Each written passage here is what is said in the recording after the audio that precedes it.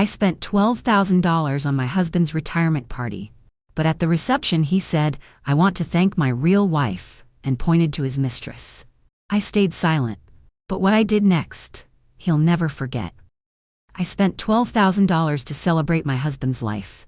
Every detail planned with care, every smile and laugh in that room paid for by me. But when he lifted the microphone and cleared his throat, he didn't thank me. He turned his head, pointed across the room, and called another woman his real wife.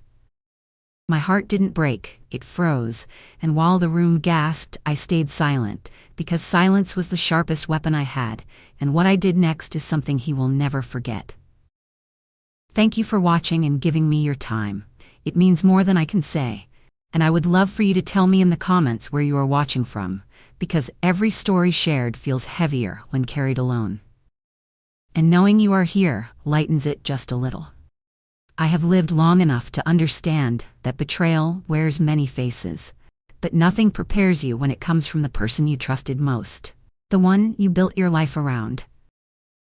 I thought I knew what loyalty looked like. I thought I understood what it meant to stand beside a man through thick and thin. But in that moment, when he pointed to her and dismissed me with a smile, I realized I had spent decades giving love to someone who no longer saw me at all. And so, as I stood there in silence with eyes burning into me from every corner of the room, I decided that my story would not end with humiliation. It would begin with a lesson. I should tell you a little about who I am, so you understand the weight of what happened and why it cut so deeply. My name has been spoken for more than 60 years with the same last name as his, because I took it when I married him. Believing forever was something you could build with your own two hands. I was a young woman when we stood before family and promised loyalty, and I meant every word. For 32 long years, I stood by his side. I packed his lunches in the early mornings when it was still dark outside.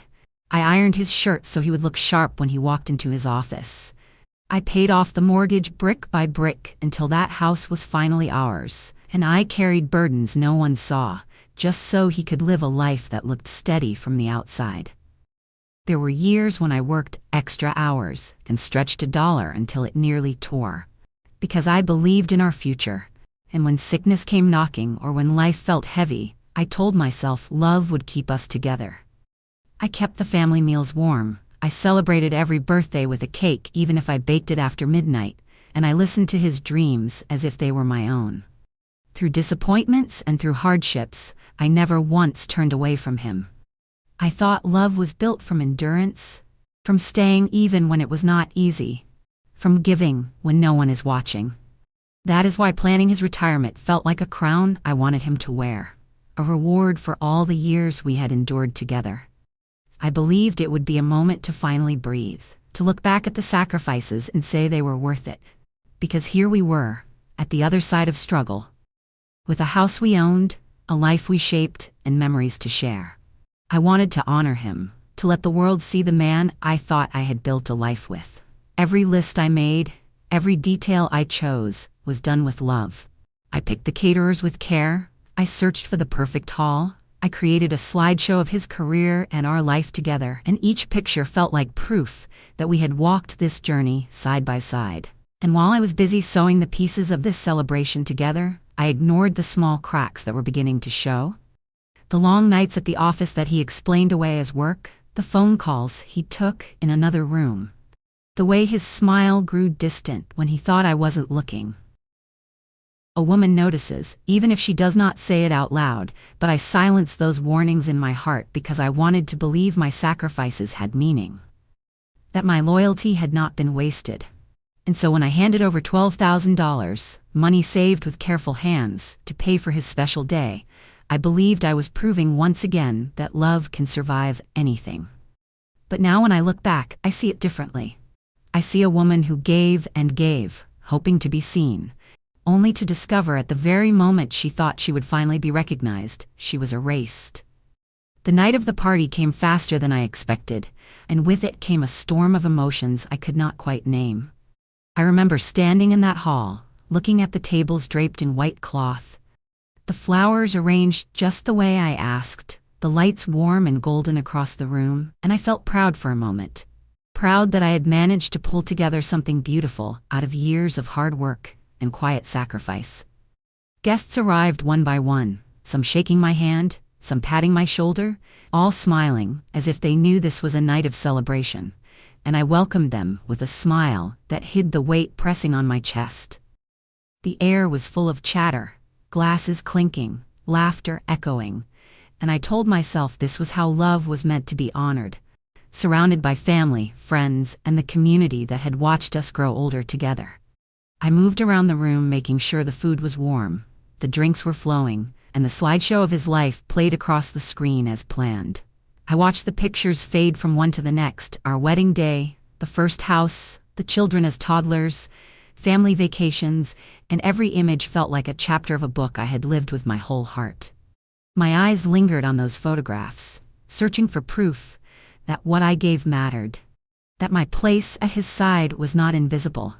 People clapped at the memories, some even wiped away tears, and I felt a spark of hope that perhaps he would look at me, even for a moment, and see the woman who had carried him here. But then, in the middle of all the celebration, I caught sight of her, sitting near the front, smiling as though she belonged, her eyes never leaving his face. She was younger, polished in a way that spoke of time spent in mirrors rather than in kitchens, and she carried herself with the arrogance of someone who believed she had already won. My stomach tightened, but I pushed it aside, telling myself not tonight, not when so many people had gathered, not when every detail had been poured from my heart.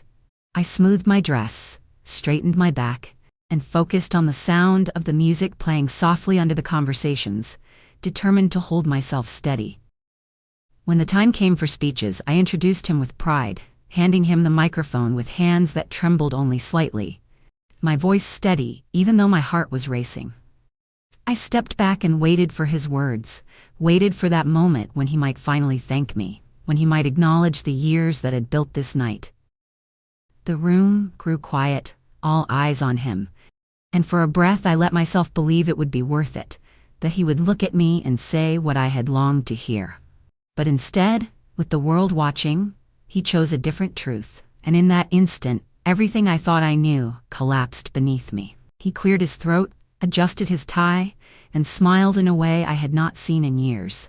A smile that was not meant for me. His voice filled the room as he began to speak, words of gratitude flowing easily, thanking colleagues, thanking friends, even thanking distant relatives. Yet not once did he look in my direction. Not once did he mention the sacrifices that built this very night. I waited, holding my breath, telling myself perhaps he was saving me for last. Perhaps he wanted to make it special. But then his tone shifted, and the words that came next cut deeper than any blade. He said, "I want to thank my real wife, the one who makes me feel alive." And with a gesture as casual as passing a glass of water, he pointed across the room to her, his assistant, the woman who had been lingering on the edges of my life, like a shadow. For a moment the world stood still. The clinking of glasses stopped, the laughter froze in the air, and all I could hear was the pounding of my own heart. I felt the eyes of everyone in that hall turn toward me, some filled with pity, others with disbelief, and a few with a cruel spark of gossip already forming. My cheeks burned, not from shame, but from fury, buried so deep it showed itself only in silence. I did not cry, I did not scream, I did not rush forward to demand answers. I stood tall, my hands steady at my sides, my breath calm because I knew that showing weakness would only give him and her the satisfaction they craved. Inside, though, my thoughts raced. 32 years of devotion, every meal cooked, every bill paid, every night spent alone while he claimed to be working late, all of it dismissed in a single sentence, erased with a careless gesture toward another woman. I asked myself how long this had been going on. How many times he had smiled at me while saving his affection for her. How many lies I had swallowed in the name of loyalty. It was as if every suspicion I had pushed aside now rose up, demanding to be seen, and in that instant, clarity washed over me. The silence in the room grew heavy, and though he laughed as if nothing were wrong, as if humiliating me was just another joke, I knew that what had just happened was more than betrayal. It was a declaration. He wanted the world to know I no longer mattered, that she had replaced me not in secret, but in the open. under the lights I had paid for. Yet he underestimated me, because what he thought was the end of my story was only the beginning. I let the room fill with whispers, I let the stares linger on me, and I stood unmoved, because while he believed he had taken my dignity, I had already begun to understand that silence was my shield, and soon it would become my weapon. When the party finally ended and the guests began to leave, some avoided my eyes, too ashamed to meet them, while others offered soft words that did nothing to ease the fire in my chest. I gathered my things quietly, my head high, refusing to let a single tear fall where anyone could see. The lights dimmed, the laughter faded, and I walked out into the night with the weight of 32 years pressing down on my shoulders. On the drive home, every mile felt like a question, every turn a reminder that the man sitting beside me was a stranger I no longer recognized. He hummed softly as if nothing had happened, as if he had not ripped apart our marriage in front of a room full of witnesses. And in his calm, I saw the depth of his arrogance, because he believed I was too broken to fight back. At home, I slipped off my shoes, sat at the edge of the bed, and let silence wrap around me like a cloak. For hours I stared at the walls, replaying his words again and again, until they no longer hurt, but hardened into resolve. I thought of the years spent working double shifts, of the nights I cooked dinner only to eat alone, of the mornings I pressed his shirts and kissed his cheek while he was already thinking of someone else. I thought of how I had poured my love, my time, and my money into building a life with him, only for him to spit on it when the spotlight shone. The betrayal burned, but beneath the ashes something else stirred. Strength I had forgotten I carried. The next morning, as sunlight streamed through the curtains, I felt clarity I had not felt in years. I realized that silence had protected me the night before, but action would protect me now. I did not rage, I did not confront him with screams or accusations, because what would words change? Instead, I rose from the bed with calm determination, knowing that if he had stripped me of respect in public, I would strip him of everything he thought he owned in private. I brewed my coffee slowly, steadying my breath, and with each sip, I began to plan. He thought I would stay quiet forever, but he had no idea that behind my silence lived a woman ready to reclaim every piece of her life, and this time I would not be the one left broken. I began with the things he never imagined I would touch, the quiet details of our life that he assumed would always belong to him. I opened the joint bank account that morning, my hands steady as I signed the withdrawal slips. Every dollar moved into an account in my name alone, because it was my work and my sacrifices that had filled it more than his pride ever would. I felt no guilt as I watched the balance fall to zero, only a strange calm, as if I were finally reclaiming what was mine.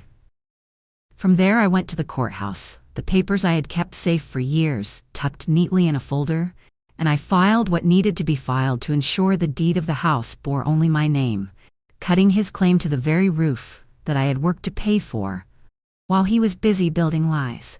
When I returned home, he was sitting in his chair, the same smug smile on his face, speaking on the phone in a voice he thought was private, but I could hear enough to know it was her on the other end, laughing softly as he promised her the world. I walked past him without a word, climbed the stairs, and opened the drawer where the car title was kept. And by evening that car was no longer his. I sold it for $1 to a man I trusted, because sometimes taking away what they value most is sweeter than keeping it for yourself. Each step I took was deliberate, not rushed, not fueled by rage, but by a clarity so sharp it made me feel almost weightless. He believed silence meant weakness, but he had forgotten that silence also means planning, watching, preparing. Every signature I placed on a page, every key I turned in a lock, every decision I made was my answer to the humiliation he had forced me to swallow. And as the day stretched into night, I looked around the house that now belonged only to me. I felt something I had not felt in years. Peace. He had thought I would crumble, that I would beg, that I would cling to a marriage already rotting from betrayal. But instead I had chosen my dignity, and in choosing it I discovered a strength he never believed I possessed. That night, when he finally realized something was wrong, he stormed into the kitchen with a voice sharp enough to cut glass, demanding to know why his card was declined, why his precious car was gone, why the house keys no longer worked the way they used to. He tried to tower over me with anger. The same man who just days before had laughed in my face by calling another woman his wife. And now he wanted answers, as if he still had the right to demand them. I sat at the table, calm, a cup of tea in my hands, and I looked at him without flinching. His words spilled out in a rush, excuses tangled with accusations, blaming stress, blaming me, even blaming the woman he had so boldly paraded in front of me, as though all of it was anyone's fault but his own. I did not raise my voice. I did not match his fury with fury of my own, because I knew that silence had unsettled him more than any scream could. When I finally spoke, my words were slow, deliberate, heavy with truth. I told him the money was gone because I had taken it. The house was mine because I had claimed it, and the car was sold because it was never worth more than the peace of knowing he no longer had it. His face shifted from anger to disbelief, his mouth opening and closing without sound, because he never expected me to be the one holding the power. He stammered, tried to call me cruel, tried to paint himself as the victim, but every lie he threw at me fell flat. Because he knew, and I knew, that the humiliation he gave me at that party had written this ending long before I signed a single paper. In that moment, standing in the same kitchen where I had cooked countless meals for him, where I had ironed his shirts and poured his coffee, I realized I no longer saw a husband. I saw a stranger caught in the wreckage of his own choices. And as he sank into silence, his shoulders heavy with the weight of what he had lost, I felt no pity. Only a quiet certainty that I had finally balanced the scales. My revenge was not loud, it was not wild or reckless, it was measured, precise, and it left him with nothing but the echo of his own betrayal. The days that followed were quieter than I had imagined. Yet within that silence I found something I had been missing for years. A sense of peace that came from finally reclaiming myself. I no longer walked through the house with the weight of his shadow pressing over me. I no longer set an extra plate at the table out of habit. I no longer listened for the sound of his car pulling into the driveway because now that driveway was mine alone. I sat on the porch in the evenings with a cup of tea, breathing air that felt cleaner somehow, and for the first time in decades, I could hear the rhythm of my own thoughts without being interrupted by his demands. It was as though the walls themselves had sighed in relief. The rooms lighter now that they no longer carried his lies. He tried to return. Of course he did, standing outside the door like a man who had been locked out of his own kingdom. But I did not open it. His voice came through the wood, shifting from anger to pleading, from promises to curses. But I had already made my choice, and there was no turning back. The locks I changed were not only on the doors, they were on my heart, on the years he had taken from me, on the trust he had shattered in front of everyone. I walked through the rooms slowly, touching the furniture, the pictures, the familiar things that had once felt like part of a shared life. And I claimed them as mine, because I had earned them with sweat, patience, and sacrifice. Each evening when the sun dipped low, I reminded myself that I was not simply surviving. I was living, and living in a way I had forgotten was possible. I felt lighter. Not because the betrayal hurt any less, but because I had turned that pain into power, and that power gave me freedom. I had given him 32 years, but in return I had given myself a future, one that no longer depended on his presence or his approval. And as I closed the curtains at night, I whispered to myself that this was the life I should have been living all along. A life built not on his empty promises, but on my own quiet strength. It was almost inevitable that he would try to crawl back, because men who live off the sacrifices of others rarely know how to stand on their own 2 feet. One evening he appeared again, not with anger this time, but with a face full of desperation, his voice cracking as he begged for a second chance, swearing that the woman he had called his real wife meant nothing, that it was all a mistake made in a moment of weakness. He tried to paint pictures of the life we once shared, reminding me of the years, the children, the memories that had once bound us together, as if nostalgia could erase humiliation. His hands trembled as he spoke, his pride stripped away, and for a moment I almost pitied him. But then I remembered standing in that hall, remembered the sound of his voice as he handed my place in his life to someone else without hesitation, and the pity vanished. I listened in silence, because silence had always been my truest answer. And when he finished, I told him calmly that mistakes are slips of the tongue, accidents are forgotten words, but betrayal is a choice, and he had made his choice in front of everyone. He tried again, softer this time, saying he had nothing without me. And in that instant I realized how true those words were. Without me he had no home, no savings, no car, no comfort, because all of it had been built with my hands and my loyalty. What he had left was only what he had always given: empty promises and fleeting affection. I did not shout, I did not slam the door, I simply looked at him with steady eyes and told him the truth, that forgiveness was not mine to give, because what he had broken was not just vows, but the very foundation of respect, and once that crumbles, it cannot be rebuilt. His face fell, his body sagged under the weight of knowing he had lost everything, and I closed the door gently, not in anger, but in finality. As I turned the lock, I felt no sadness, only a quiet strength, because I had already learned that redemption cannot be forced, and dignity cannot be returned once it is thrown away. That night I slept without fear, without doubt, because I knew I had chosen myself. And that choice was worth more than all the years I had lost. The morning after I turned him away, the house felt different, lighter, almost as if the walls themselves understood that I had closed a chapter that no longer deserved to be read. I walked through each room slowly, letting my fingers brush across the furniture, the pictures, the little things I had collected over the years, and for the first time they felt like mine, not shared, not claimed by someone who had chosen another woman while I stood forgotten.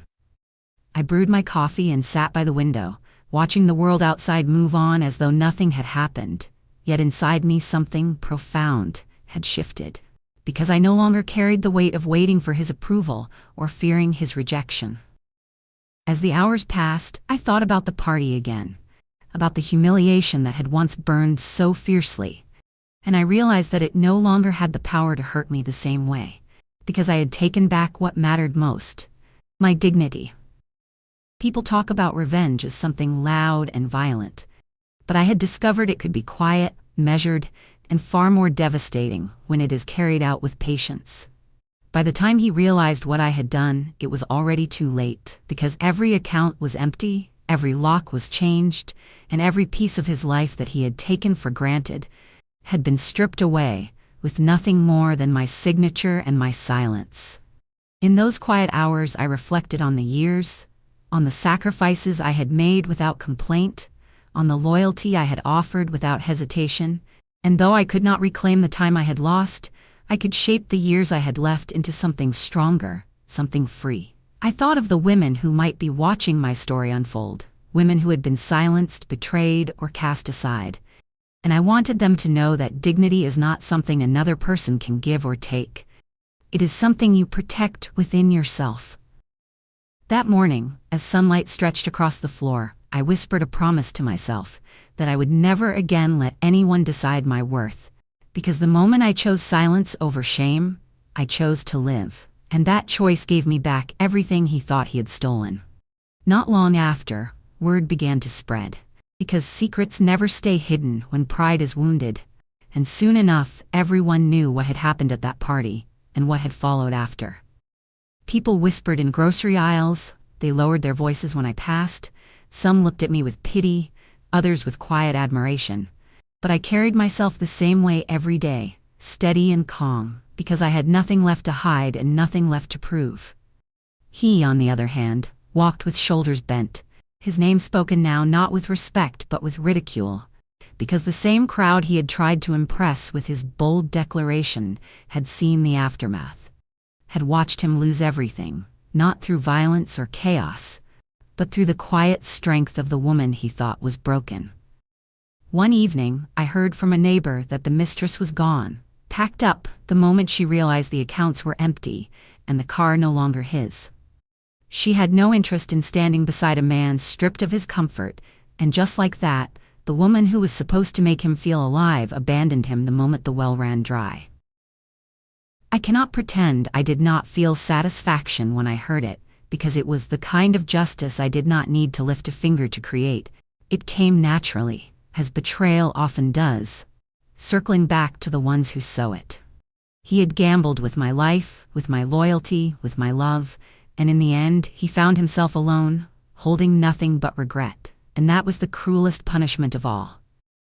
I sat at my kitchen table that night, the same table where I had once served him countless meals, and I thought about the irony of it all, how he had tried to erase me in front of others, yet it was I who erased him from the life he once thought was his. The house was mine, the savings secure, the years ahead no longer chained to his mistakes. And as I folded my hands together, I realized I had not only survived betrayal, I had transformed it into freedom. My silence had spoken louder than any argument, louder than any fight, and in the end, it was the only answer that mattered.